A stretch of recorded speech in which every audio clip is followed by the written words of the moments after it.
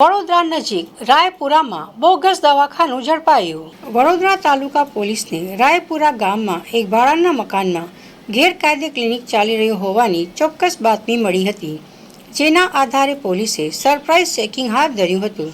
તપાસ દરમિયાન જાણવા મળ્યું કે પશ્ચિમ બંગાળનો રહેવાસી આ શખ્સ કોઈપણ માન્ય મેડિકલ ડિગ્રી કે રજિસ્ટ્રેશન વગર દર્દીઓને એલોપેથિક દવાઓ આપીને તેમની સારવાર કરી રહ્યો હતો। આ નકલી ડૉક્ટર છેલ્લા 18 વર્ષથી આ વિસ્તારમાં પ્રેક્ટિસ કરતો હતો અને હજારો લોકોના સ્વાસ્થ્ય સાથે ખુલ્લેઆમ ખિલવાડ કરી રહ્યો હતો। આટલા લાંબા સમય સુધી આ બોગસ દવાખાનું ચાલતું રહ્યું છતાં આરોગ્ય વિભાગને તેની જાણ ન થઈ। તે બાબતે તંત્રની બેદરકારી સામે મોટા સવાલ ઊભા થાય છે। પોલીસે ઘટના સ્થળેથી એલોપેથિક ઇન્જેક્શન અને દવાઓ સહિત ₹87,000થી વધુનો મુદ્દામાલ જપ્ત કર્યો છે। વડોદરા તાલુકા પોલીસે બોગસ ડોક્ટર સામે ગુનો નોંધી તેની ધરપકડ કરી છે અને આ કૌભાંડમાં અન્ય કોઈની સંડોવણી છે કે નહીં તે દિશામાં વધુ તપાસ લંબાવી છે।